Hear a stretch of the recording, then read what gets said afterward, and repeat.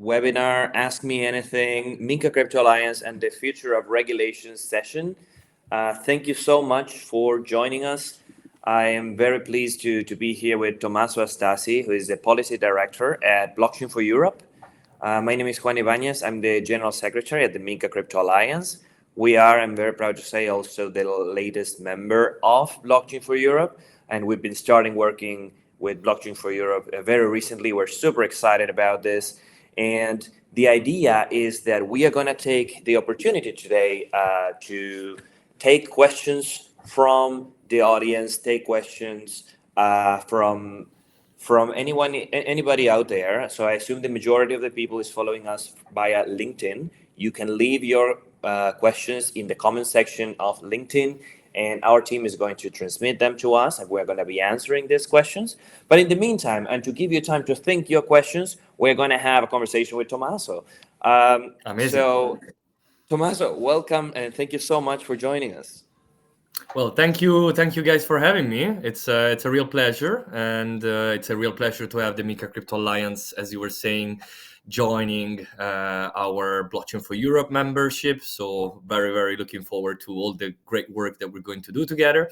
As Juan said, I'm the policy director at Blockchain for Europe, which is a Brussels-based trade association representing the blockchain and crypto industry, for those that didn't know.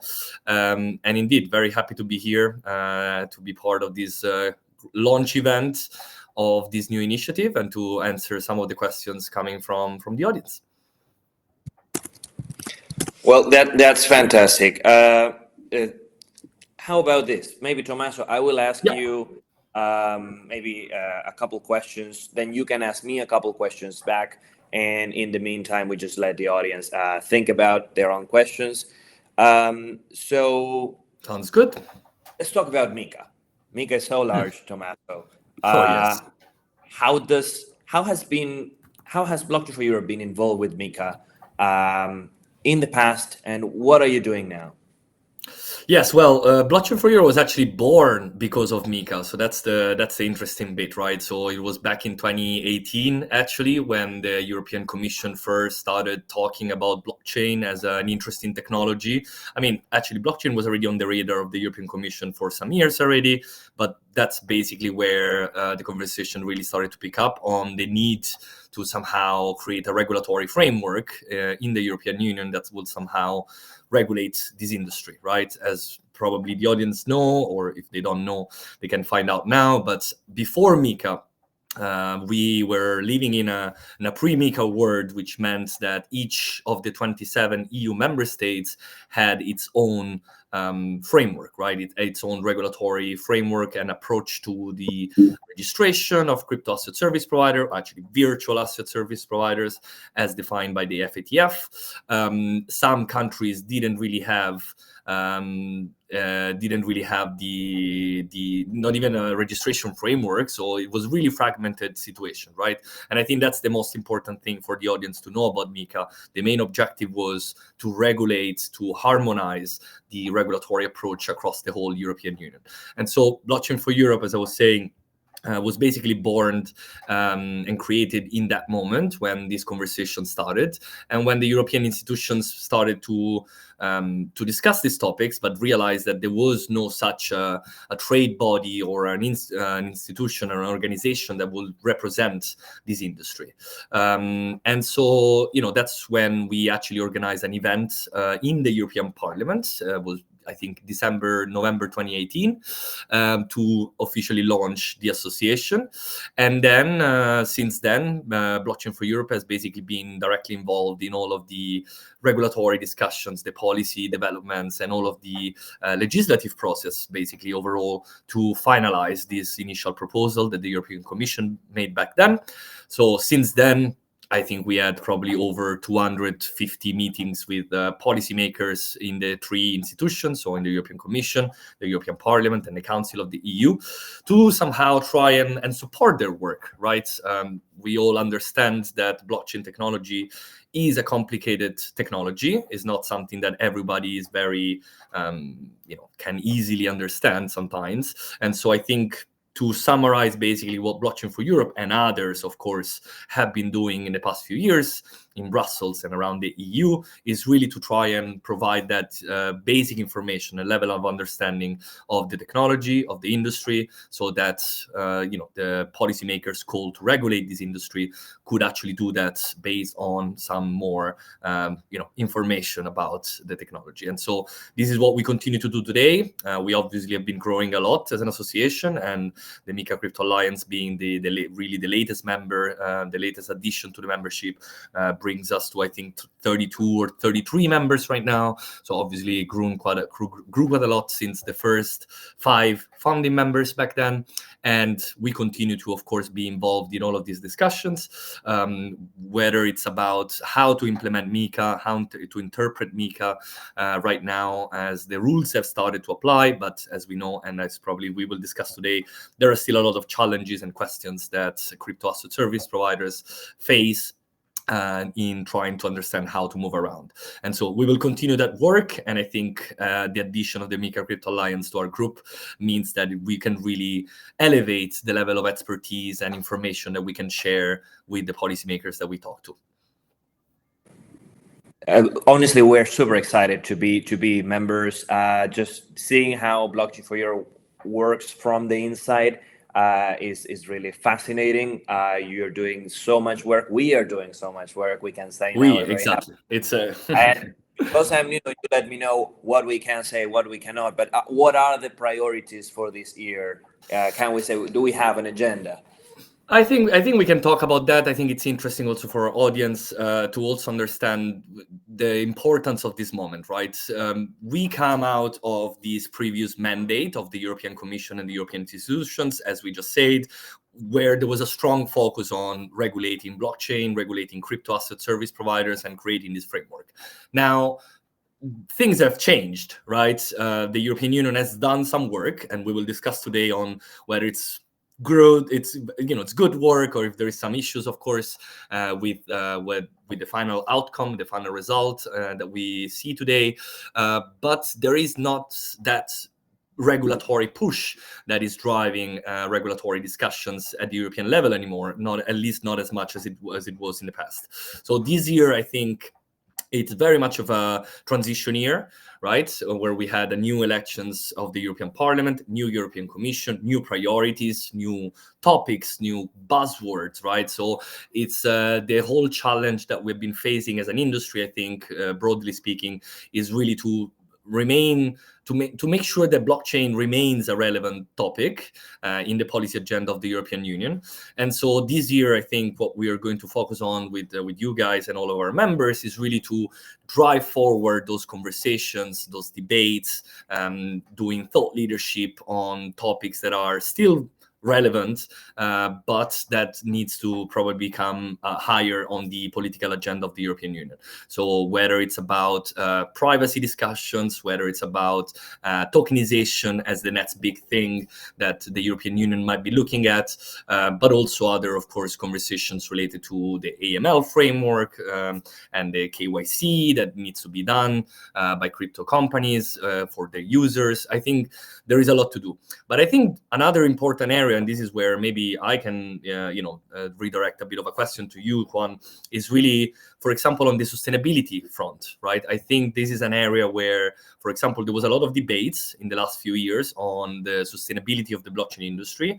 And as we all know, there was in the end also some specific requirements introduced within MiCA to somehow showcase the environmental impact of blockchain technology, of cryptocurrencies, crypto assets issued through blockchain technology. So this is actually, I think, the very first reason why we started to talk with each other, because as far as I know, the MiCA Crypto Alliance has been working very heavily also on that front, developing some sort of methodology and approach to how these could be done by crypto companies. So maybe you can tell us a bit more about these aspects, or generally, the other focus that the MiCA Crypto Alliance has been working on in this space.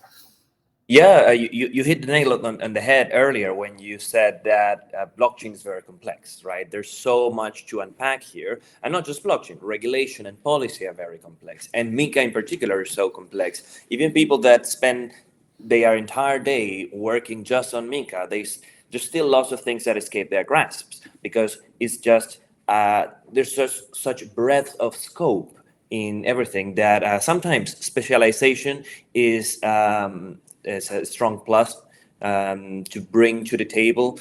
And our plus, or one of our areas of focus, is this obsession we have had with MiCA sustainability. MiCA white papers are two top verticals. So we've been doing research on crypto environmental metrics for many years. This is crypto energy consumption, crypto carbon footprint, but we've taken this further. So we started doing work some time ago on crypto water footprint, crypto land use, electronic waste, recycled percentages in the components of the electronic waste. And this is a passion of us, because the MiCA Crypto Alliance, so for those that don't know us, we are an alliance precisely trying to bring together the industry to coordinate compliance, establish best practices, but also lower costs in meeting these best practices. And we are supported by scientific foundations, right? And this is Exponential Science, the DLD Science Foundation, two of our main partners, our alma maters.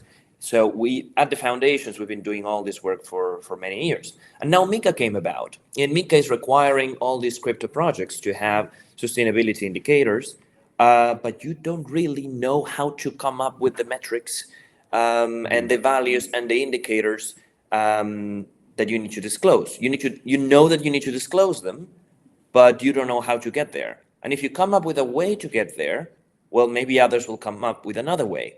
So where's the comparability, right? And if we all start spending lots of money, trying to, lots of time also, trying to develop methodologies from scratch that are incomparable, where everybody is trying, to accommodate things to look a bit better, the regulators are not going to like this. And we're going to get more regulation. We are going to get not the kind of response that we want.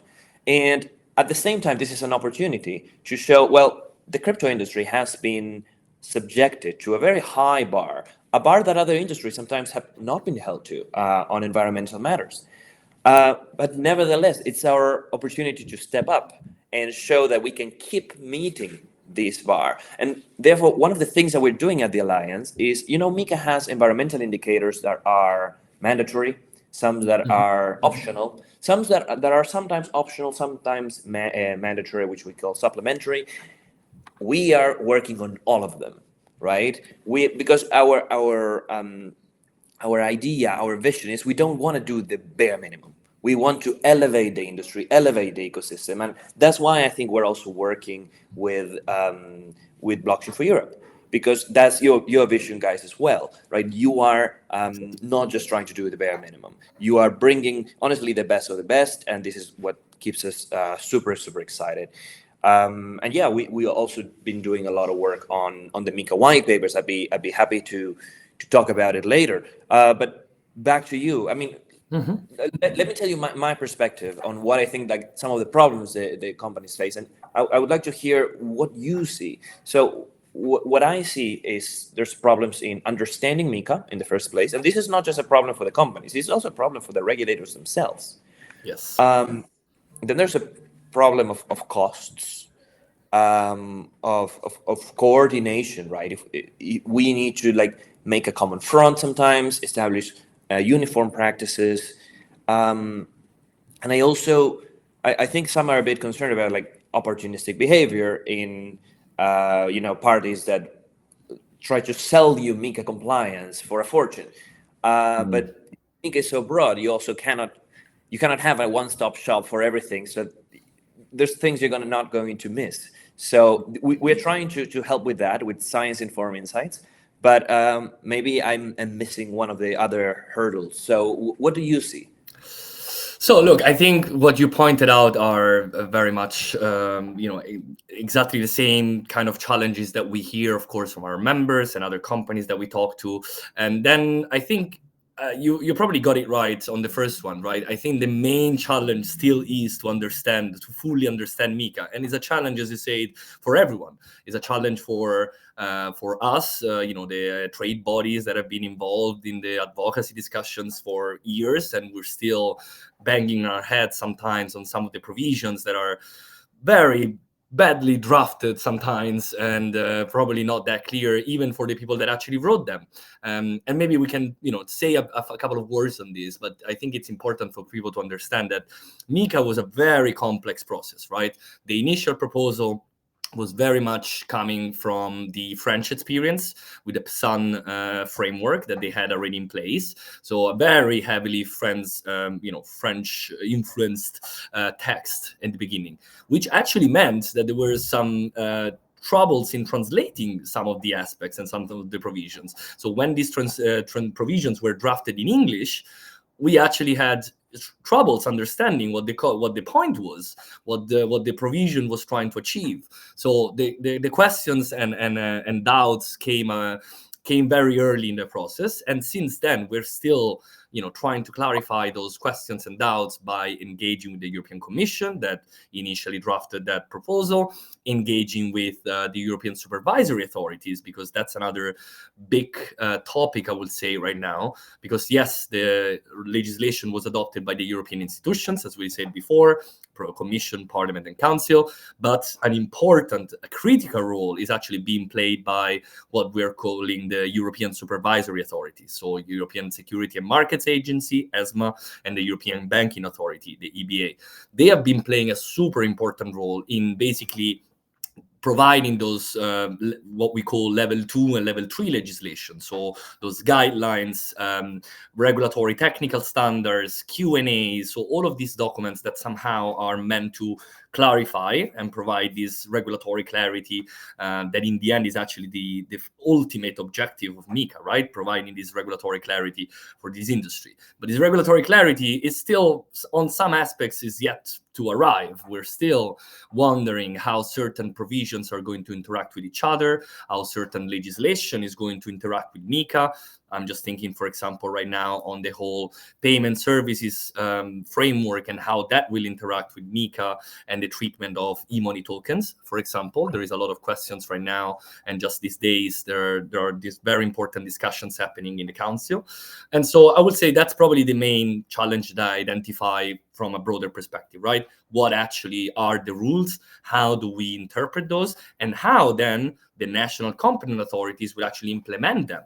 Right? Because again, yes, we have a European framework, but then the rules, the enforcement, the supervision, that will happen and will be done at national level. So each EU member state is now, if they haven't done that yet, but they're still trying to select the certain authorities that will take on those responsibilities. There are still some of these member states still finalizing their implementation law in national level to really clarify all of those aspects for companies that want to apply in that specific member state. And so right now we find ourselves in a bit of a hurdle sometimes, because there is some, on the one hand, there is countries, as we know, that are being already giving out licenses. If you look at Malta, if you look at the Netherlands, if you look at Germany, already providing some of these CASP licenses to companies that were able to apply there.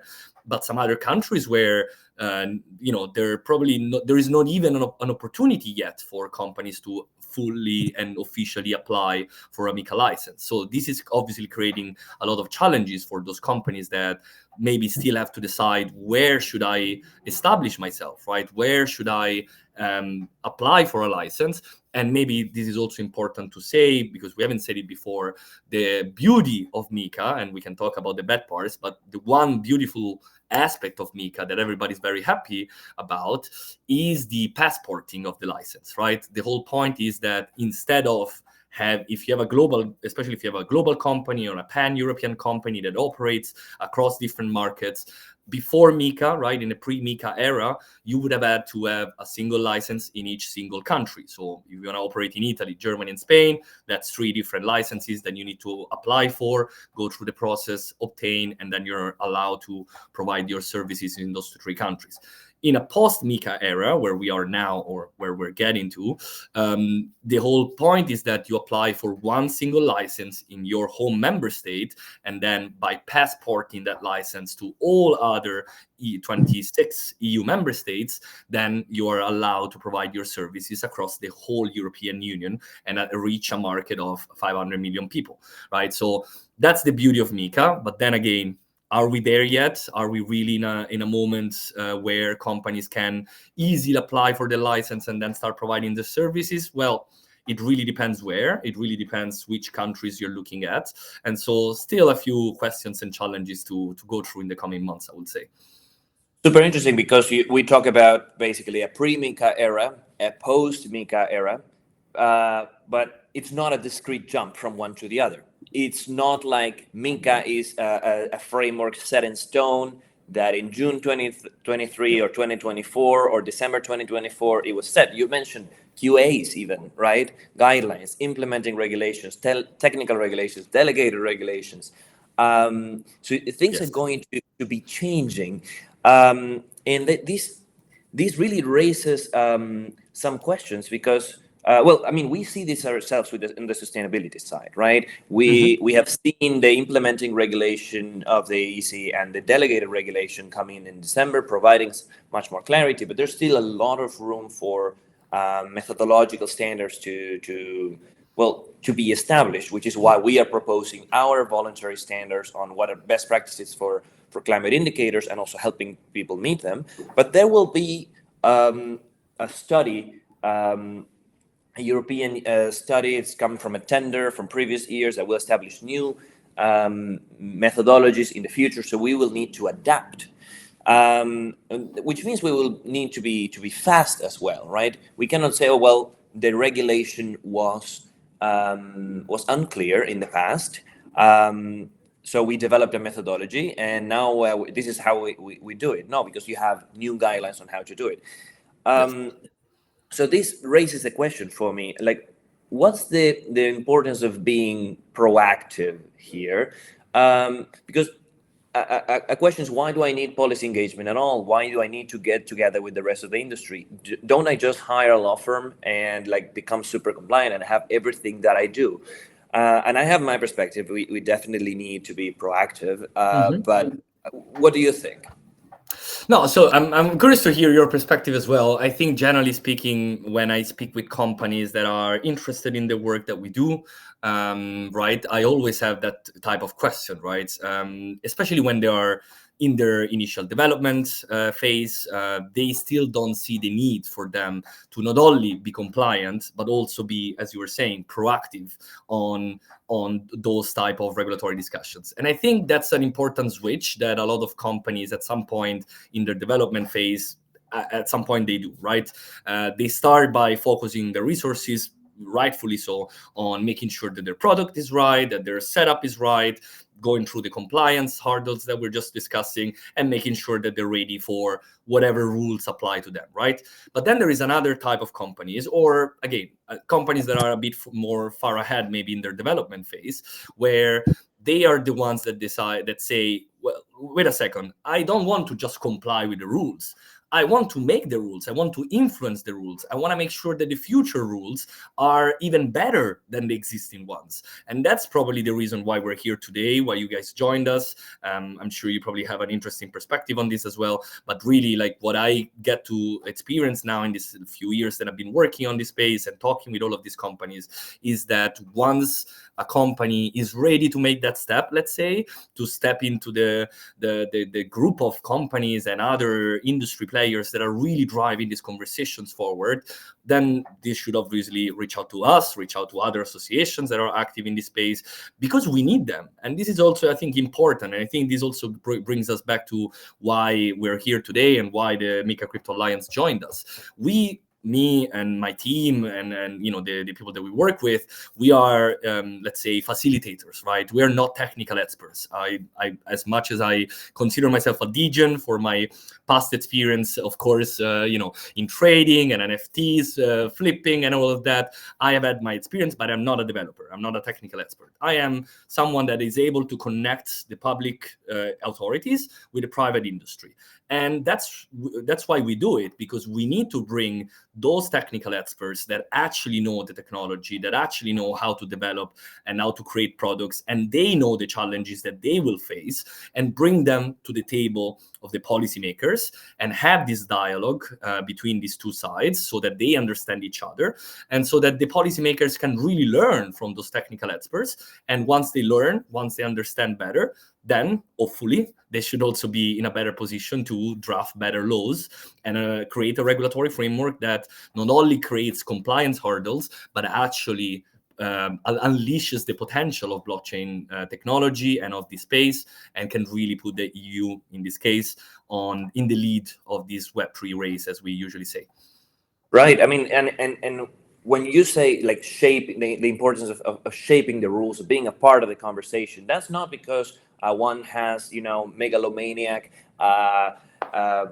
intentions, and you want to shape the rules. It is in the best interest, not of the personal career of a policy officer. It is actually what is going to help the company avoid harm. Like we see this in like even technical questions, like you mentioned. There's technical questions, and there's questions that are not technical.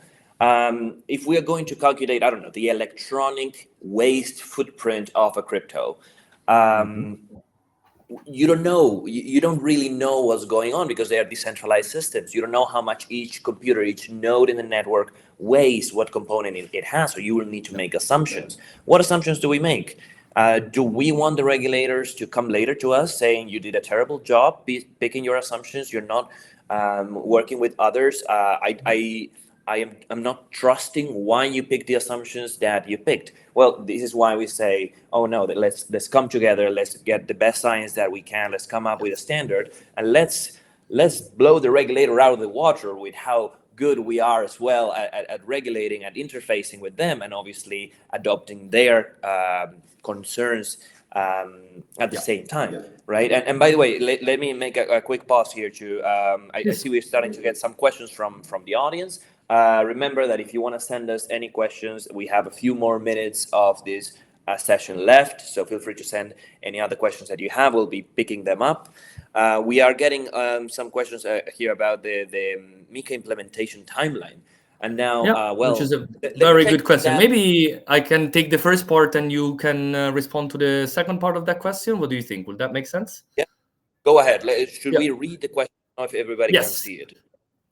All right, so I'm going to read the question that we got from an audience member, which is what are the key milestones in the MiCA implementation timeline, and who can you recommend to streamline help in this? And maybe this is a very, very good question, and for our audience that wants to know at what point are we in this process, right? So we are actually already in a MiCA world, as we were saying, because MiCA fully entered into force on the 1st of January 2025. And so since then, we're really in the implementation phase of this regulation. There was previously in June 2024, that's when some of the initial rules, especially the ones on stable coins, were already entering into force. But now we're really with the full application of the full text of the law. But then again, as we were saying, we're still in a very much of an implementation phase. And there is also some transitional periods to be considering, right? And this is also what we were mentioning earlier, because each member state was given the possibility to somehow decide the length of this transitional period that they want to implement in their own national country and regulatory framework. And so some countries have opted out for a 6 months transitional period, which means that they will expect a full application of the MiCA rules for all crypto asset service providers, all entities that want to provide crypto services in their country, to have gone through the full licensing process and get a MiCA license. Other countries have opted for longer periods, shorter periods, sometimes the full transitional period that was possible, which was 18 months, which means in those countries, if you already are providing your services, because this is important, this is a transitional period that counts for companies that already were providing their services in a legal way, let's say, right? So according to the national legislation, well, these companies will be allowed to continue providing those services with the same licenses, with the same rules, with the same registrations that they had basically in place until that moment, until the end of the transitional period, after which they will basically need to update their licenses to a MiCA license. So that's probably, I think, good enough already for the audience to understand what kind of timeline we have. Again, full MiCA implementation, it's happening, but depending on the country, there is still some fragmented situation, and it will be like that for a few more months. And in the meantime, as we were saying, there is a lot of these other processes and ongoing discussions to clarify some other of these questions and doubts that we still have. But then let me hear from you, Juan. What do you think then? What would you recommend then for a company maybe looking to apply for a MiCA license, to go through all of this process in a much more streamlined way that they could by just looking at all of the regulations on their own? Is that something that you guys are helping them with? Yeah, absolutely. Thank you for the softball question. Definitely, it's something we are helping with. I think you made a great description also of the timeline. And by the way, guys, there's so much more detail to this, right? So Tommaso is really into the details of grandfathering, so he doesn't want to bore us, right? But what happens if two countries have different grandfathering period lengths? And when I say grandfathering, this is the transitional period that we're talking about. And what is covered under the transition or not? Like we saw a debate very recently. There's a duty to delist electronic money tokens that are not compliant with MiCA.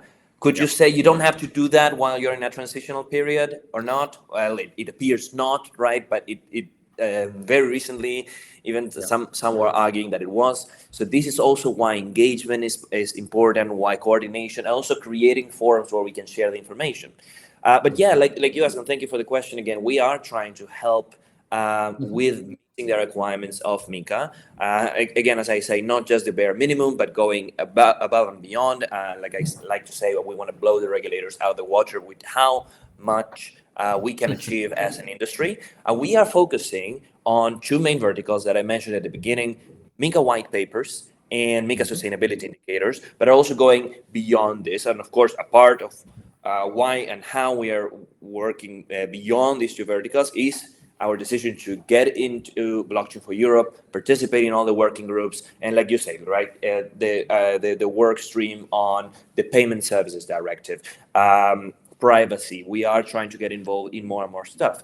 But specifically about the sustainability indicators, what we're doing is we are giving to CASPs, because CASPs needs to have the sustainability data in their websites, readily available files that they just need to put in their website, and they will have all of the MiCA indicators, not just the mandatory ones, also the optional ones, for all of the crypto assets they are giving services in relation to. But we also give this data to the layer ones, to the layer twos, because maybe they want to circulate this information to the exchanges.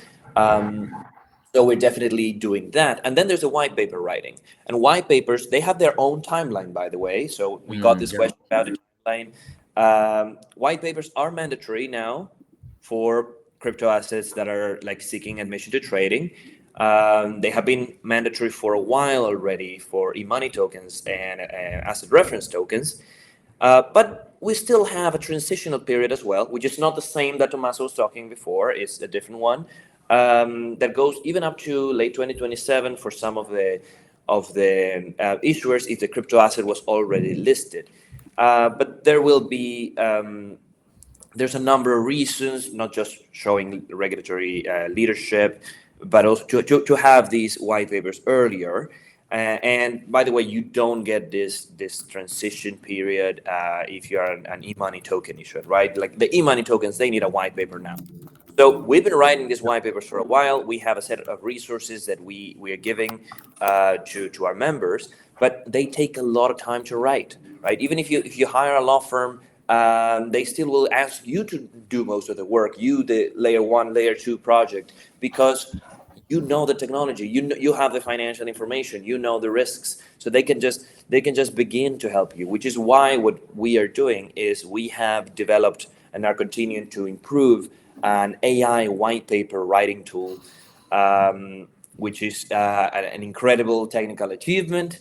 We continue to improve this, and we're just making this available to our members. Because at the end of the day, these MiCA white papers, they are being written in many cases with information that already exists. There's a vast cloud, constellations of knowledge in the website of a crypto project, in the original white paper, the yellow paper, the gray paper, even the investor pitches that had been written at one point. So now we have the technology to condensate this information and relying on best practices that we work on. We have a technical committee working on answering tough questions. We have a steering committee that gives us some advice on some even tougher, more general questions. And we also ask our own members, what should the standards be? And then we implement this. And this AI white paper writing tool implements these standards automatically so that our members can produce these white papers. Now, of course, just like you Tommaso, you say, I'm not a technical person. Well, we are not a law firm.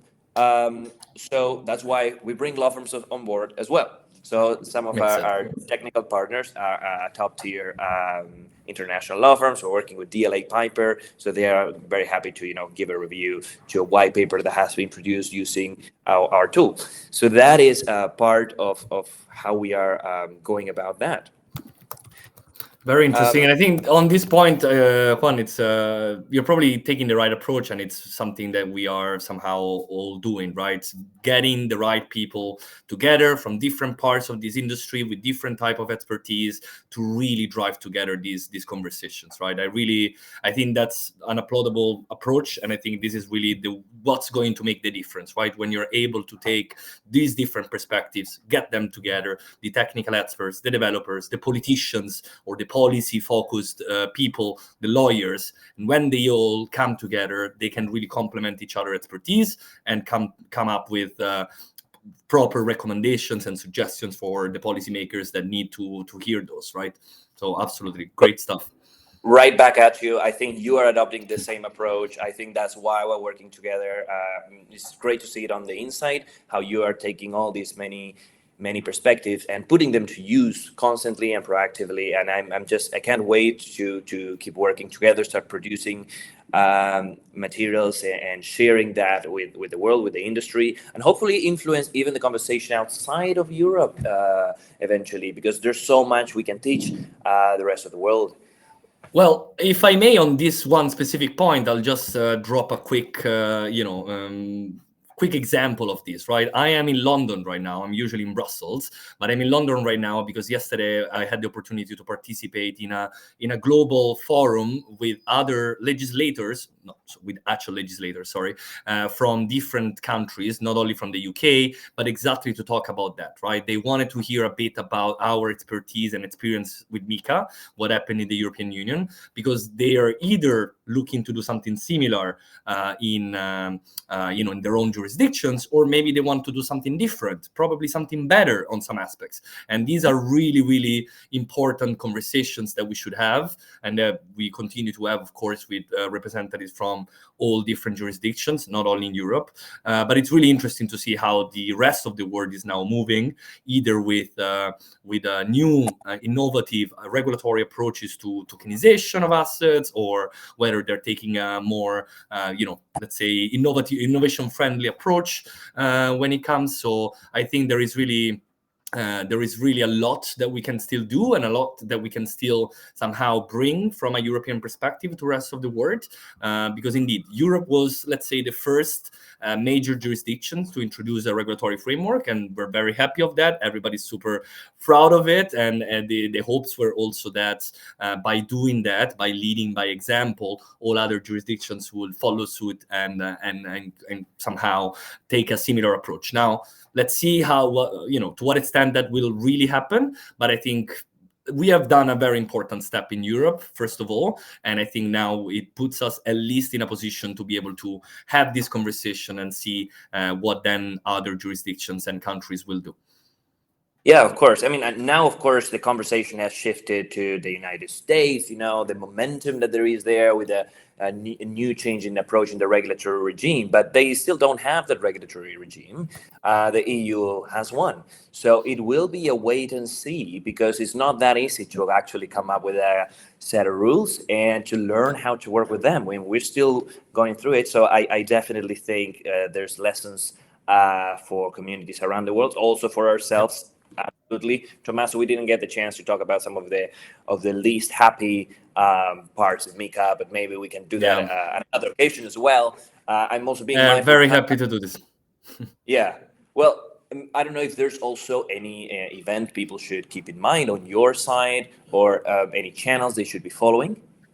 I mean, we can obviously, happy to plug our, LinkedIn profile. You find most of our activities there anyway at Blockchain for Europe. The one event that, of course, I would like to mention is our annual summit.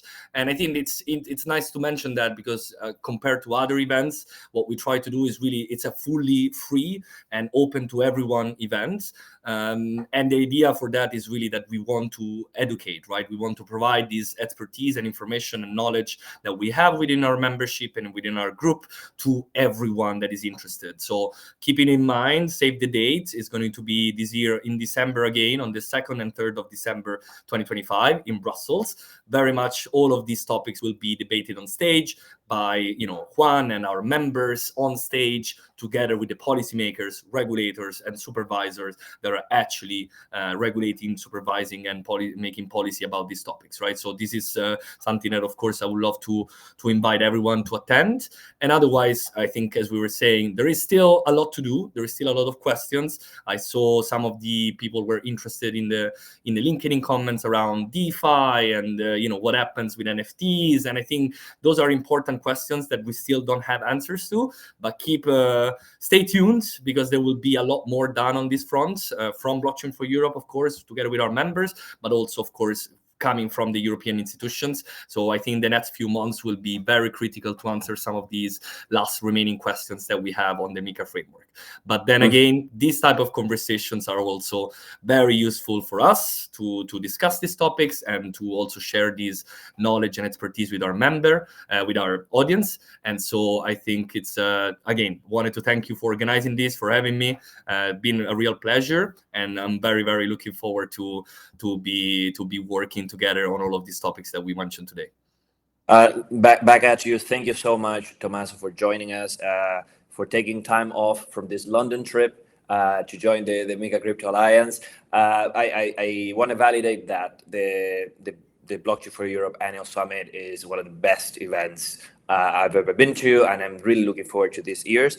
If somebody wants to join us for some events earlier than that, at the MiCA Crypto Alliance, we're going to be doing a launch event at Paris Blockchain Week. I know lots of us are going to Paris Blockchain Week. I think it's going to be the 8th of April. Stay tuned for the announcement, and also follow us on LinkedIn. I'll save my day.